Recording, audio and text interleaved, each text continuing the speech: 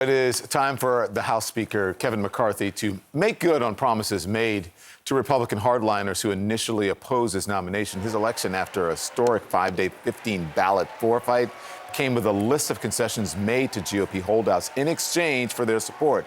Now some of those deals are going into effect, and let's talk about it now with CNN's senior political analyst, anchor and CNN senior political analyst, John Avlon.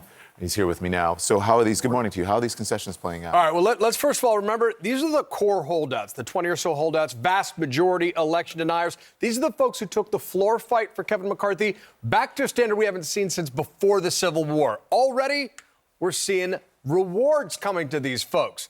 Right, so 6 members of these holdout groups getting plum positions on the Appropriations Committee, including Andrew Clyde, who described January 6th as a tourism day at the Capitol, and Financial Services Committee. Very powerful committees.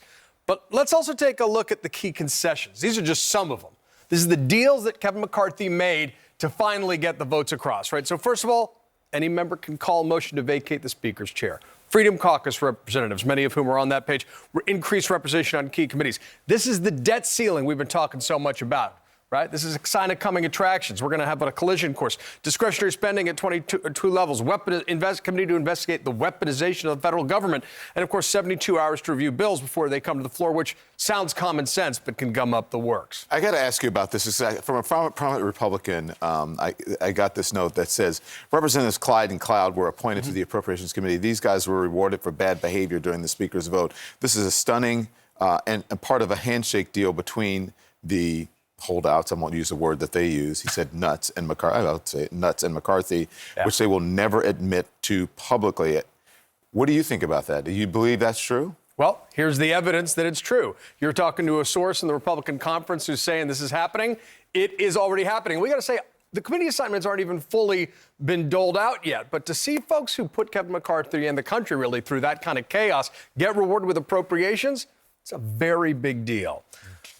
What I also wanted to do, this is sort of a bonus, is look at where independent voters say what the Republicans in Congress should be focusing on. Remember, independent voters, they're the plurality in American politics. They're the folks who actually swung towards Democrats this cycle. So Republicans got to keep their wishes in mind.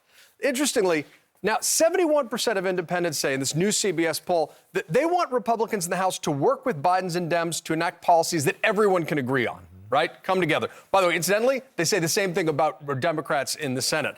They say 67% say protecting Social Security. 65% of independents say support U.S. aid to Ukraine. Far from a done deal. 59% say reducing crime. Those are high numbers. Those are high numbers. Take a look, the border.